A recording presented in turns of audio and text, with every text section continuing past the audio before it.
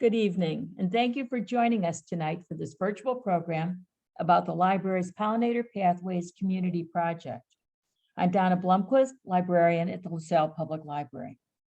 Before we begin tonight's program, just a quick reminder of next week's virtual program on Tuesday, April 19th at 6 p.m., when the library will host Claire Evans presenting From Merlin to Doc Martin, Real-Life Travel Guide to the Best of England's Dramatic Cornwall. And on Saturday, April 23rd, from 9 a.m. until 1 p.m., the library will host its first Pollinator Pathways seed distribution at the I&M Canal in LaSalle. More details will be provided during tonight's program about this event. Tonight, I am joined by University of Illinois Extension Office Master Gardener, Natalie Martin. Those of you who have followed our virtual gardening programs, including Cooking from the Garden, will already know Natalie. For those of you who are new to our programs, Natalie is our expert resource for this program. She will provide tips for making your pollinator garden a success, whether it is very large and planted in the ground or small, just a few window boxes or patio planters. And she will explain to all of us why planting your patch is so important, not just for pollinators, but for other wildlife and for people. At the end of this presentation, Natalie will provide her contact information at the Extension Office. And of course, you can always contact me here at the LaSalle Public Library. To begin, the library sought out Natalie as a partner in developing the idea for this grant opportunity. Together, we developed the grant structure, submitted the application, and were delighted to have been selected as one of 50 libraries to receive the seed packets, educational materials, and a monetary stipend to support the program goal. The primary goal of Pollinator Pathways is to provide pollinators with patches of native grasses and wildflowers, especially suited to Illinois, so that they can move from patch to patch on pathways created to extend access to pollen more easily found in wild areas, through towns and industrial areas, and back into wild areas again. The more native pollen available, the better the survival of pollinators, from butterflies and bats to hummingbirds and beetles, and the less risk since these pathways will be pesticide-free. Pollinators are under threat, but especially native bees. And as it turns out, bees are the most efficient pollinators because of their fuzzy bodies and legs that easily collect pollen. And since working on this project, I have learned amazing facts about pollination and native bees. For example, did you know that most are solitary, unlike honeybees that live in a group hive? And this is not how native bees live. Did you know that some bees nest in the ground and that they are called minor bees? Or that native bees live on every continent except Antarctica? Finally, did you know that 1 in 3 bites of food you eat are made possible only through pollination? Which got me to this really amazing photo from Whole Foods showing the produce department, and then the department without the foods that require pollinators. Look at all that's missing.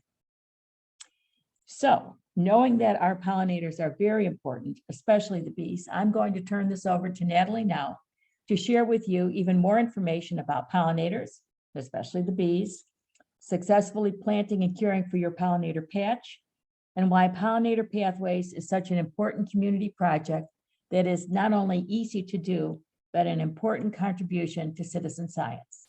Natalie? I am here.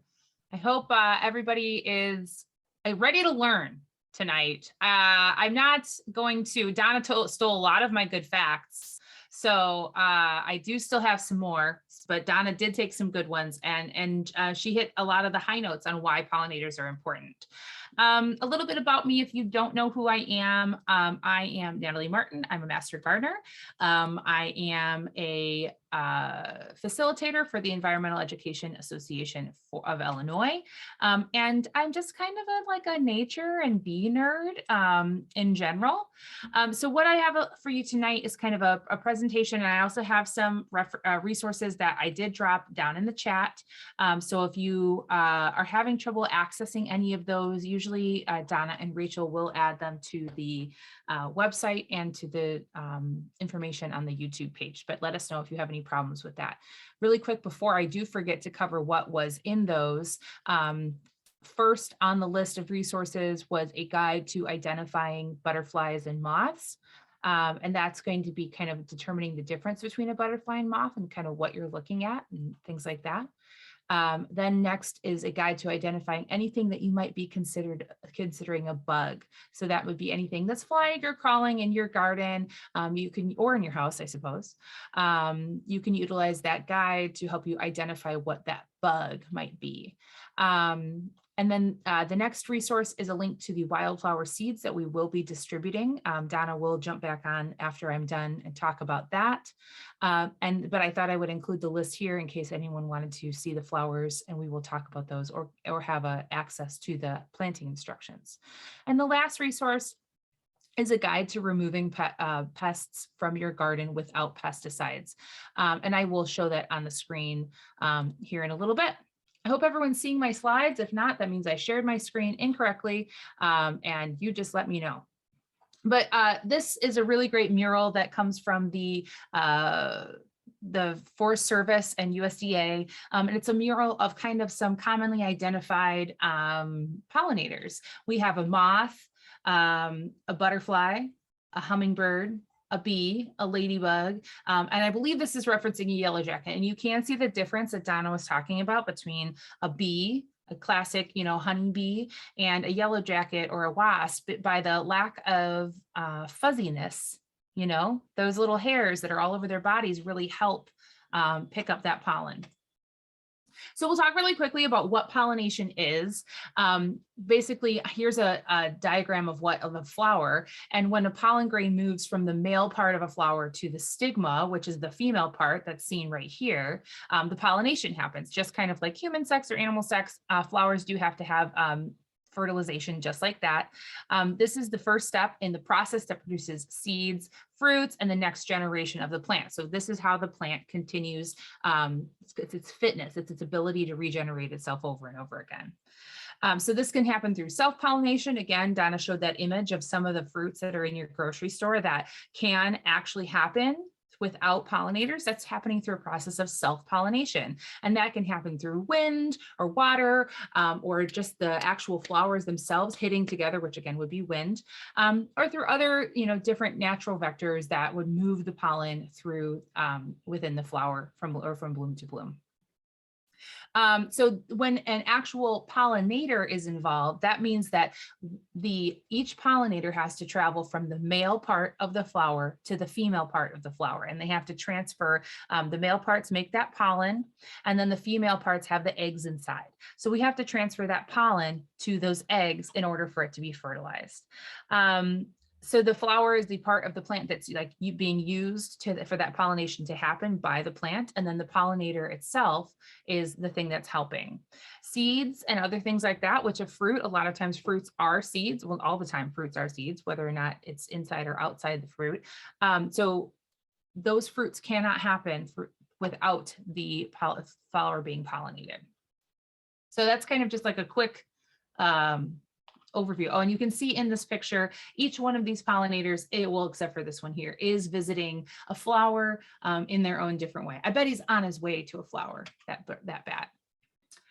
So kind of what do pollinators look like? You might have an idea in your brain about what a pollinator does look like. Maybe some of you didn't think of bats. Maybe some of you don't think of mammals as pollinators, but all of those, basically anything that's moving and getting food or any sort of resource from a flower can be a pollinator, because they are brushing up against that pollen, and they are visiting another plant for food, and so they therefore can be part of the pollination process in that way.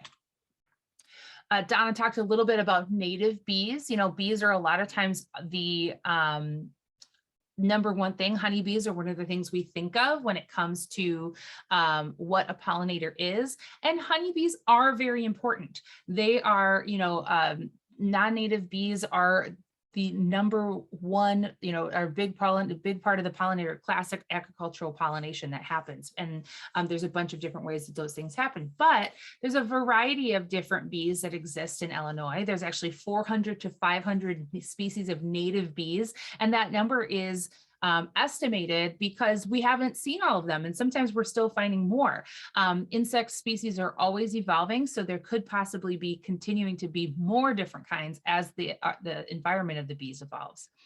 They can range in size from 1/10 of an inch to about 1 inch in length. You can think of like a sweat bee. That is a type of native bee. And that would be an example of a teensy tiny little bee. But bumblebees, carpenter bees, plasterer bees, cuckoo bees, mason bees, leafcutter bees, sweat bees, and mining bees are all different types of native bees in Illinois. And because there are so many species, their habitats are varied. They can live in wetlands, woodlands, grasslands, and they can even live in cities. Donna did talk about they aren't necessarily that traditional societal bee. They're not growing up in these communal environments all the time. Bumblebees, are an example of a ground dwelling bee. They build these like cavernous underground things. We actually had one in our yard last year. It was very cool. So there's a lot of different ways that they can make their homes. And so therefore protecting a variety of different kinds of habitat is very important. Some of you might have some questions as we kind of go through tonight about stinging and whether native bees can sting, or what about wasps and things like that. And majority of bees, even honeybees and yellow jackets and wasps, those bees that are kind of known for stinging, those bees are only stinging as a protection mechanism. Either they have been threatened by you physically because you have stepped on them or encroached on their space, or they feel like their society, their community is being threatened by someone approaching their hive or things like that. Usually it's only female bees that do sting, but some species of bees and wasps have lost the ability to sting altogether. And those parts on the back of them that look like a stinger are actually just a part of their body that lays eggs or does some sort of other purpose. Some bees and wasps can sting multiple times in their lifetime, and some will sting once and then end up dying altogether. So bees are super varied and diverse, and we can't really apply one whole set of rules to all different kinds of bees. When we look at like our flower gardens and things like that, they are a cafeteria for local populations of native bees, but also those classic other pollinators as well. And a lot of those habitats have been displaced by concrete pavement and city structures in general. So it's really important we'll talk a little bit more about why it's important for those native habitats and pollinator pathways that we're talking about tonight, those habitats to exist so that they can travel around. So that's a little bit about kind of what pollinators look like and who they are. I know there are some questions that were submitted ahead of time about wasps. This is an example of a type of wasp. These are yellow jackets or a variety of wasp.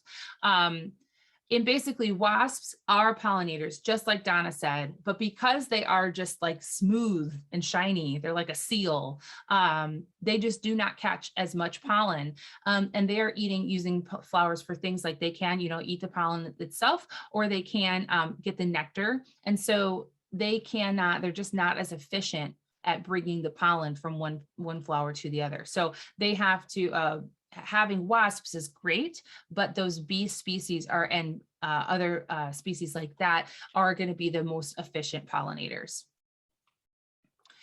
So why are we so worried about pollinators, and why you might have seen a lot of it, information about them on the news or social media or different things like that. And it's not fake news. It's 100% true news. Pollinators are super important. Like Donna said, they are responsible for 1 out of every 3 bites of food you eat. And so you might not just be thinking fruits and vegetables. If you think about things like wheat, soy, those all come from plants. And a lot of our even traditional micro-processed foods that we get do contain soy and wheat. And so we do need pollinators to make those soy and wheat products happen.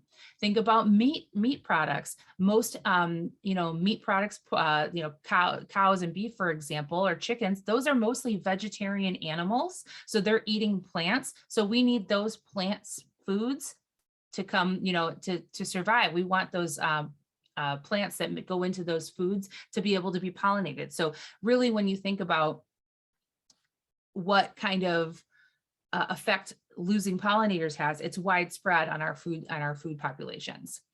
Somewhere between 75 and 95% of flowering plants on Earth need help with pollination. That means that they are not the self-pollinating varieties of plants. So that means that we need pollinators of some kind, and humans can be pollinators. There are humans that are, you know, if they're in agriculture production, that are pollinating plants manually, but like that's a lot of work, right?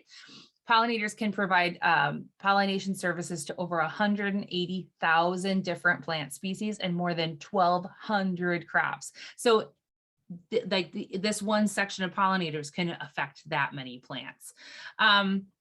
So if we want to talk like monetary dollars and things like that, because sometimes if you think about the number of plants, that's not necessarily easy to understand, but pollinators can add $217 billion to the global economy. So that means that the food products that they affect and the industries that they affect, like agriculture, provide $217 billion to the global economy. And honeybees alone, so those specifically honeybees, are responsible for $1.2 to $5.4 billion. And the reason that there's a range is because it's very hard to pinpoint whether honeybees are specifically affecting those, but there are things that you can use to tell. Like there's businesses that bring honeybees to specific farm areas and plant areas. They'll bring like a colony of bees. They travel around with them, sometimes in like a truck, so they can get a gauge of how they might be affecting specific areas. So, but just think about that. Say maximum $5.4 billion is honeybees. That means $212 billion is these other kinds of pollinators. So that shows you just how important those other kinds of pollinators are as well. In addition to the food we eat, pollinators can support healthy ecosystems that help clean the air and stabilize soils and protect from severe weather. And that is specifically plants. Plants are helping clean the air. Plants are helping stabilize soil. So if we help pollinators, we help plants, and we can help the earth. And that's the end of my TED Talk about that. But we can talk about what we can do as human beings. Because there's like habitat decreasing, we can add our own habitat. That's why we're here tonight. That's what we're talking about. We will talk about how you can add pollinator plants and native plants into your garden. That's going to be later. But we can do things like decrease fertilizers. Like I said, I dropped that helpful guide into the chat. So please feel free, if you are a person that is using a chemical herbicide or a chemical pesticide in your garden, there are other ways to avoid those. And you know, when you put those directly onto a plant and a pollinator comes to that plant, they're going to be ingesting or coming in contact with that herbicide or that pesticide as soon as they touch that plant. So just kind of think, maybe be more conscious. You know, you can reduce or remove, but you can also make sure that the way that you're applying these products is following the instructions.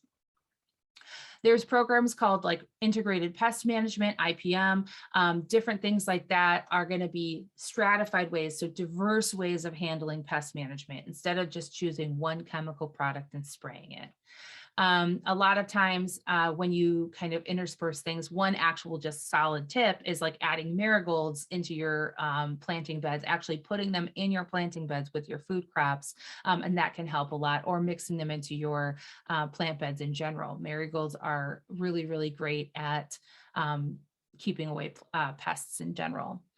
Other options that you can do as a landowner, you can reduce your area of lawn grass, because lawn doesn't provide a lot of nutrient supply for pollinators. So you can, within your actual lawn, create a pollinator pathway by creating little spots that are native plantings, and they don't even have to be native, they can just be flowers, but we'll talk about why natives are important in just a little bit. And then also providing water, just like with all humans and animals, insects, bugs, pollinators, they all need water. And so adding small, shallow dishes of water, different things like that, water at a bird bath, those are going to be really important. Some butterflies will even drink water from like street water or like puddles. But if we can provide a nice, clean source for water that's not going to have road runoff, how great would that be?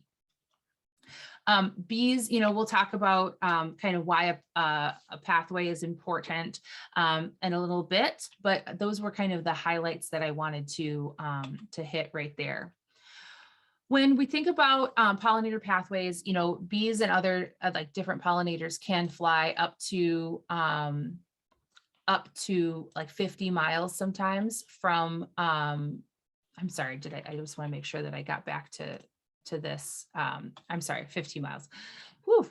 I just want to make sure that I covered the last part that I wanted to cover on that last slide. Sorry about that. So bees and other pollinators can fly 50 feet to half a mile from their original source. And while they may not be in a communal habitat like a hive, they do have a home base. And a lot of times they will have a nest or some sort of structure that they do nest in. So they are trying to return back to those specific areas on a regular basis. So having things like a pollinator pathway, which means that native plantings and pollinator plantings are within accessible distances for these pollinators, can make it so that they can have a wider range. They can spread out so that they're not all sorts of species aren't on top of each other competing for territory, things like that. This graph on here is actually, there's a program called Pollinator Pockets. So I'm borrowing their map right now, but this is an example of a corridor map. And this is kind of what we're trying to achieve, but on a micro scale. Our thoughts right now are that we would love to have a corridor from like Princeton to Ottawa that has some native plantings 50 feet to half a mile spaced out, so that we can have a nice corridor of habitat that pollinators can access. These can be anything from roadside flower bed, roadside areas, flower beds, home gardens, and we want them to connect with bigger habitats such as like the native plants area up at Starved Rock, or any other highway side, no-mow areas that are habitats for native species. I think we did have something in the chat. So Jennifer asked if the water sources for these pollinators need to be moving. So you can, if you think about like how long it takes like mosquitoes to breed, usually it's about 1 to 3 days, that you would want to have that water out so that they can lay the eggs and then they won't hatch yet. So if you just change the water every couple of days, you don't have to have moving water. And if you're going to be gone for, an extended period of time, maybe just dumping that out and leaving it upside down might be a good idea. But yes, that is a great point. We don't want to make these, that's a whole nother bio blitz that Donna does. We don't want to make these water sources habitats for mosquitoes. Thank you for that question. So we'll talk a little bit more about pollinator pathways in a little bit, but I did want to talk about why wildflowers and native plants might be something that's appealing to you as a homeowner and a gardener. I think that wildflowers and native plants are just as beautiful as ones you can buy, that would be cultivars.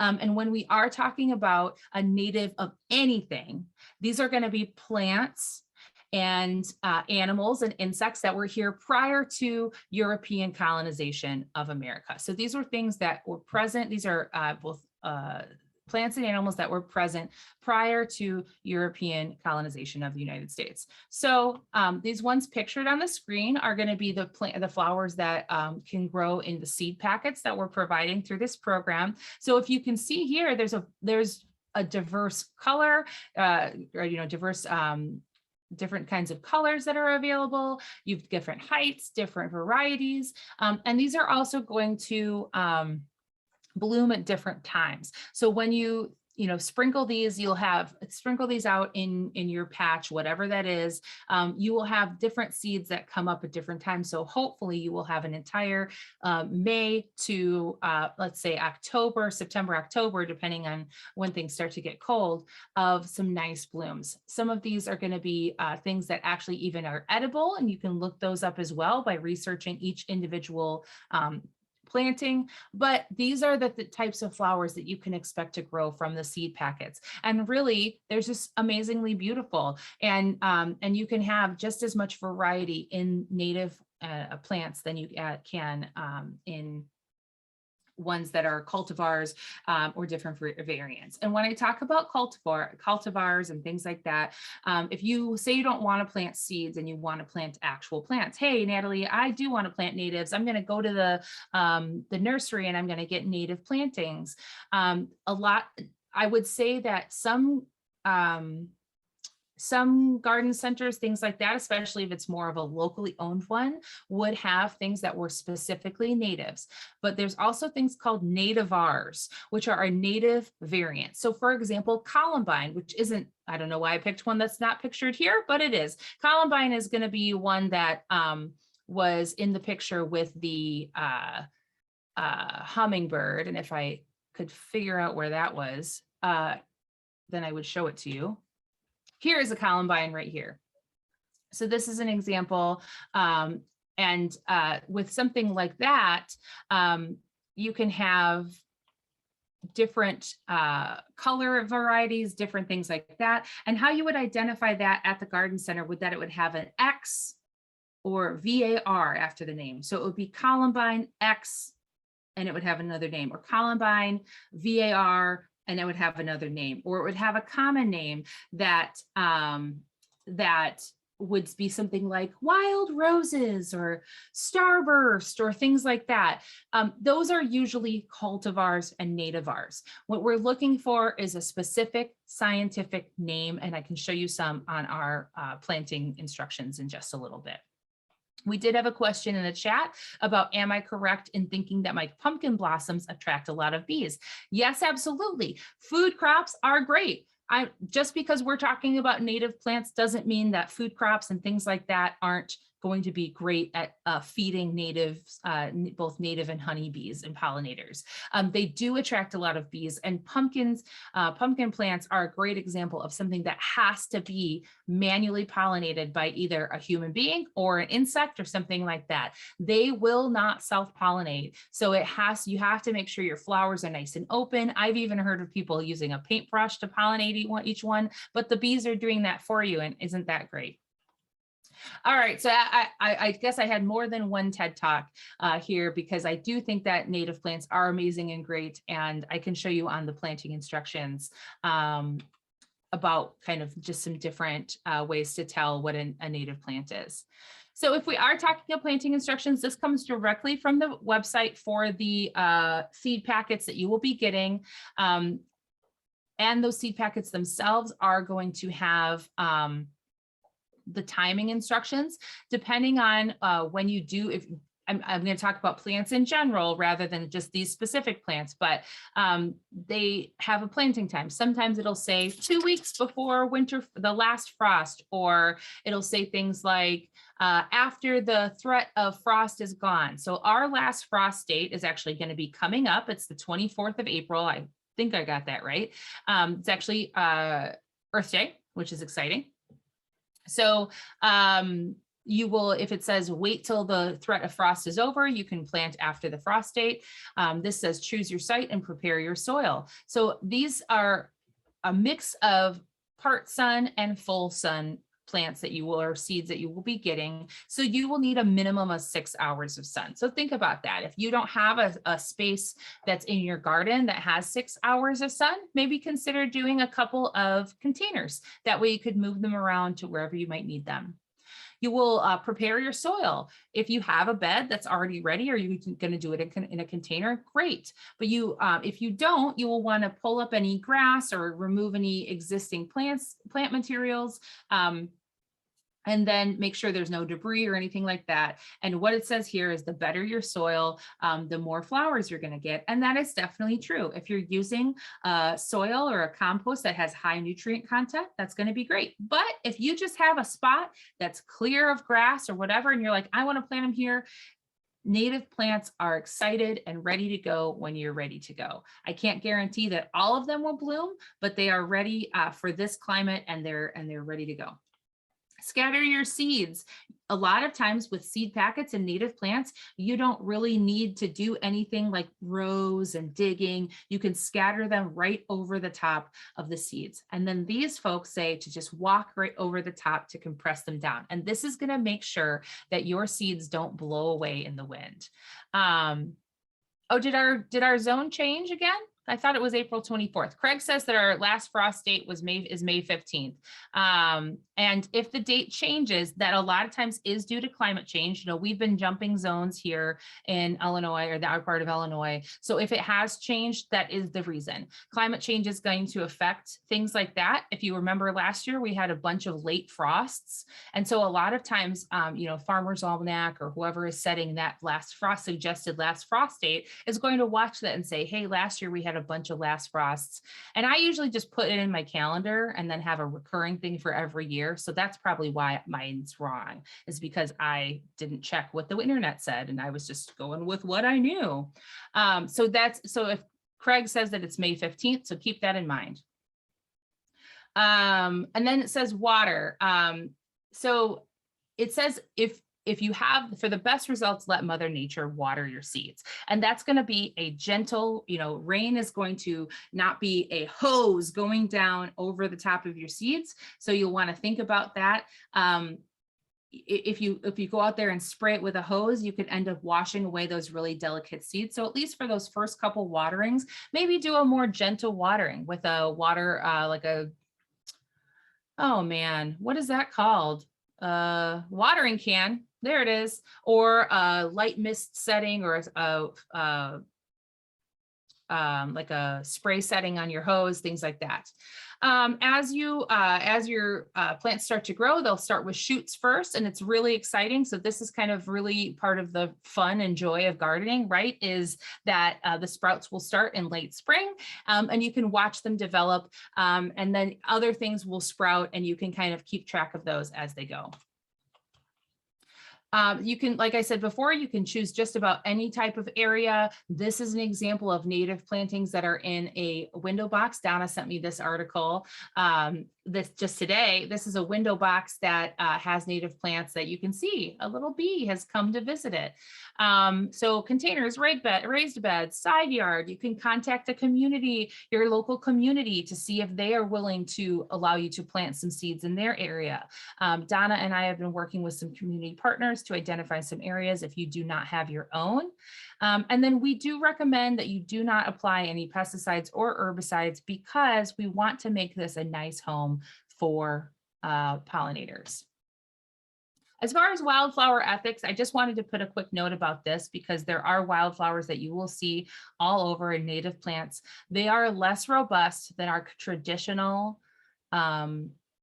cutting flowers or non-native varieties that are meant to be picked and kept inside. They are meant to be outside in their habitat. So when you do pick these flowers, that is removing some space or some food and different habitat from the native pollinators and native animals. And we don't know the stability of all of the specific native plant that you are picking. So I'm encouraging anybody that sees wildflowers to take a picture in the wildflowers and take a picture of the wildflowers, but maybe not pick them and leave them just where they're at. That way we can make sure that our current wildflower and native plantings are going to stay there. Now, if you were somebody that, hey, I really love purple cone flower, I want to plant some that's specific to, or that's specifically for me to cut and put inside, great, awesome. I'm specifically referring to when you see wildflower populations out in a wild setting. Donna did talk about that if you wanted to contact me, I would put up my contact information. This is actually our old coordinator's position. We don't have our contacts, but this information still works. If you wanted to call us over at the extension office, we're here at 815-433-0707, and we can answer some questions for you. There's some other offices if you are not located in LaSalle County. And also, if you are tuning into this from another county, your county does have an extension office. So you can Google Lake County or whatever, Illinois. And if you are outside of Illinois, thanks for joining us. Your state university system does have an extension. The extension is in every state, including Hawaii and Alaska. So you can Google Alaska a university extension, and it will get you to who you need to get to. So that's kind of a wrap up of mine, Donna, of what I had tonight, and I can answer any questions that anyone might have. Okay. I think what we'll do, Natalie, is Mhm. I'll let people form their questions. We'll put them in the chat while I'm finishing up, and Mhm. then I'll have you answer them at the end. Would that be okay? That'll give That's everybody fantastic. a chance to think for a minute. Yeah. So if you can just type in the chat box, whatever you want to ask Natalie, that would be great. In the meantime, I just want to make a point that we've had requests from beyond the Illinois Valley for seeds. And as part of this grant, we have gotten 2,000 seed packets, and each packet does 10 square feet. So while we can't provide acres of seeds for folks, we will certainly provide something for everyone. And I think we'll do well with that. But we have requests for outside of the Illinois Valley, and I've already spoken to several people, and we will be able to satisfy those requests. So if you are beyond our range, and are interested in this, don't hesitate to contact us, and we'll see what we can do. So please just keep us in mind. Also, there are several events associated with pollinator pathways, and I'll just quickly run through those. The first one, as I mentioned earlier, will be this Saturday, not this Saturday, it's Saturday, April 23rd, as part of Earth Day weekend down at the Illinois and Michigan Canal during the annual cleanup headed up by the Perfectly Flawed Foundation. We'll be down there handing out seed packets, providing planting and pollinator information, as well as information for teachers, for classroom use, or other youth groups who would like some resources. So we will be down there from 9 a.m. until 1 p.m. After that, starting on Monday, April 25th, the seed packets and all the information will be available for distribution at the library. And again, don't be shy. Let us know what you need, and we will try to accommodate. The next event will be on Tuesday, May 10th at 6 o'clock. We will host a virtual screening of the PBS nature film, My Garden of 1,000 Bees. It's absolutely a wonderful film, and I hope you'll be able to join us for that. Then our third event will be in late May on Saturday, May 28th at Starved Rock State Park. Library will host a BioBlitz. If you have never attended a BioBlitz, it's nothing complicated. It's a fun walk on a trail, observing nature and documenting flora and fauna whenever you feel moved to do so, using your smartphone app, using the iNaturalist app. This is so simple. We have done citizen science programs with 8-year-old kids, and they can handle this. So as adults, I'm sure you're up to it. Your phone literally does all the work. And if you have any trepidation at all, library volunteers will be there to provide help with the app, should it be needed. And the app allows you to participate in important citizen science work. Your photos of bees and butterflies and beetles and all manner of living things, plants, animals, will be uploaded to international scientific databases where they are used by researchers across the world. This is an important contribution, and we hope you will join us for it, aside from just enjoying nature and enjoying the walk. Accommodations can be made for citizen scientists who may find distance walking difficult, so don't let that stand in your way. Let us know. Let us hear from you, and we will see what we can work out to make this a success for you too. And in late June, we will have another BioBlitz, only this time at Matheson on June 25th. Finally, on Saturday, August 6th, and this won't be the end of the growing season for your native grasses and wildflowers, but it's a good time to take a check. We would encourage everyone who planted a patch to BioBlitz that patch and any publicly viewable patches, for example, those at a park or a school, and use the iNaturalist app and upload the information. We would like everyone to photograph the pollinators and the plants in their pollinator pathway patches or any of the publicly viewable ones that they have an opportunity to visit. Also, right now, the library has a poster display provided by the Smithsonian that's all about pollinators. Stop by to see that and check out materials about pollinators at the library. If you are interested in participating in Pollinator Pathways, a program that is completely free and open to the public, please contact me at the library or complete the survey that will be available by clicking on a link that we will be emailing to you tomorrow. The email will also include a link to a recording of tonight's program, as well as links to video shorts about pollinators. Some are a minute long, some maybe a few minutes longer than that. The one I especially like is 6 minutes, and it is called The Power of Pollinators, and I think you will really enjoy that one. Finally, I want to share with you that this grant program has been made possible through funding from the Howard Hughes Medical Institute, HHMI, Tangled Bank Studios, PBS Nature, the World Wildlife Fund, and Airwick Scented Oils. And now, to answer any questions, We got Natalie, a bunch, Donna. all right, I'm turning it Okay. over to you.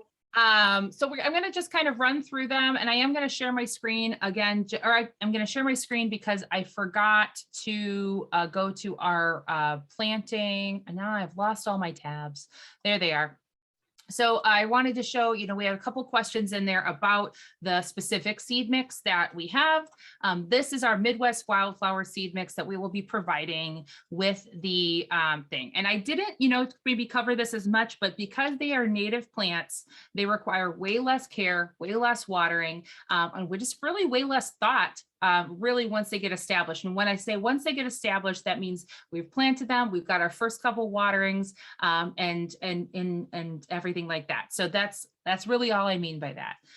They will continue to come back year after year because again, they're native. So they're set for our winter, our winter season. And so the idea is that you will plant these in one area and then they can continue to grow. And they will sometimes even multiply into larger and larger patches. Things like echinacea, purple coneflower, black-eyed Susans, those kinds of things will expand and you can even separate them and move them to new areas. Other folks were asking what kinds of plants are in this mix. I'm just going to roll down this list here. There's the mixture contains 28 wildflowers. So that's 14 annuals for that first year of color. So those 14 will not come back, but they are going to be wild. And then 14 perennials or biennials. Those will be like blooming every other year. So I don't know off the top, this right here, this one is cornflower, bachelor's buttons. That's an annual, but they will lay their own seeds. So that's like the specific plant won't come back, but I have bachelor's buttons in my yard and they come back every year. There they reseed themselves. Biennials and perennials. So here I'll just roll down the mix so you can see everything that you have. This is the link that I did put in the chat. So let me know if you want me to drop that in again, but you can see there's a nice variety of color and then also blooming time. And I'll put this over here. So summer and fall, spring and summer blooms, spring and summer, summer and fall, spring and summer. So you will get a nice, good season. Rhonda wants to know if we will mail seeds. And as of right now, I believe the plan is that you can pick them up at the LaSalle Library or at an event, but right now we're not set up to mail seeds. Is that correct, Donna? Natalie, I put my email in the chat. For folks who want them mailed, could you please contact me? We don't have a provision for that yet, but this is work in progress. Send me an email and let me work on that. Yep. Laura, let me know if I did not answer more of your question, but the area that you can plant with this, I can't remember if Donna said it or if I said it or none of us said it, about how many square feet you can get. And unfortunately, I'm blanking on it right now. So I was going to try to figure that out. Natalie, the package said 6 to 10 square feet. I'm wondering because I don't want to be skimpy on this because won't we lose some to, birds, wind, whatever. Do we want to double it or would that be crowding them out? And I know that we're supposed to leave space between the flowers so that minor bees that use the ground for their homes would have Yes. access? Help me on So that. I would sprinkle them in their recommended patch. So whatever it Okay. says the recommended is, that's going to be recommended based on the number of seeds and the type of plants that they are. So, and I've already forgotten, 6 to 10 square feet. Is that what you said? 6 to 10 square feet per Yeah, packet. So, you know, per if you have a packet. 2x3 raised bed, you have your 6 feet. Michael is asking if there are any grants for large plantings. We don't know of any right now, Michael, but if you keep an eye on the extension website and Facebook page, they do offer mini grants every year. And that is a utilization of funds that can be put towards a native planting like this or something like that. So keep an eye out there. You can also Google the specific grant, the pollinator or the hashtag plant wildflowers grants system. They may have some for private landowners as well. Craig is asking about the changing over grass mixes for waterways and terraces and roadsides and farmer fields. I am not aware of an extension program that's doing this right now, but I do know that the LaSalle County Soil and Water Society or Soil and Water District does have an active program to do this.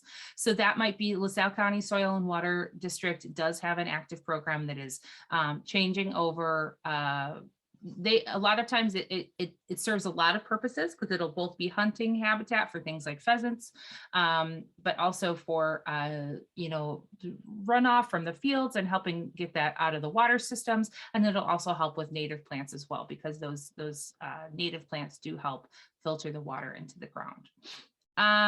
So just double check with that if you are looking into getting from this program.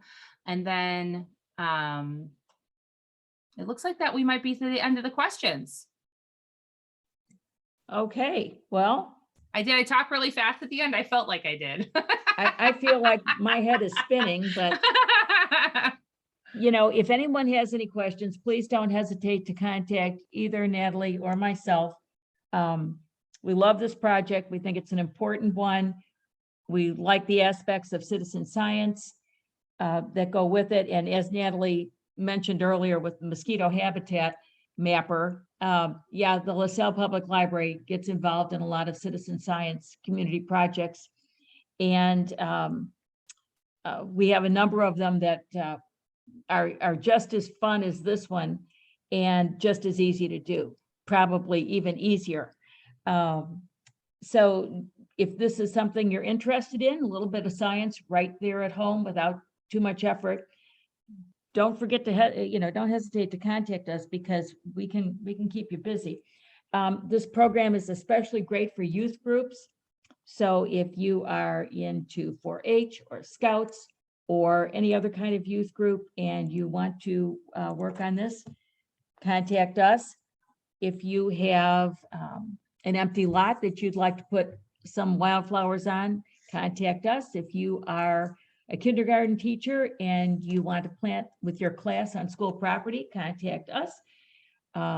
Church group that can put a little border behind a building on the church property, that would be great. So be creative. We have the seeds. We have Natalie who has the know-how, thank goodness. And we have all of you volunteers who can really make a difference, not only in the community, but for pollinators as well. So I will say thank you for spending your time with us tonight. We so appreciate it, and for your interest in this really important project. I'll turn it back over to Natalie for closing comments. Really, I think Donna kind of said it all here. We're excited about this program. We want people to get excited about having pollinators in their yard, keeping them safe, and kind of getting to enjoy the benefits as well. So thank you so much for those of you that have showed interest in this. Looks like we have one last question. I'm going to do that. And then that was if they can get multiple seed packets per organization. Valerie, what I'm going to tell you is just get a hold of Donna. She did drop her email in there. So if you have a program, like for example, Girl Scouts have been interested in getting multiple packets for their troops, just contact Donna and she can find out what your needs are and get those to you. And there's my email again, just in case you need it. But you know, if you need to call me by phone, that's fine. however you want to reach us, we are ready to work on this project with you. So again, thank you, everyone. I hope you will plant your patch. We are looking forward to working with you, and hopefully we'll see some of you out at the I&M Canal on the 23rd.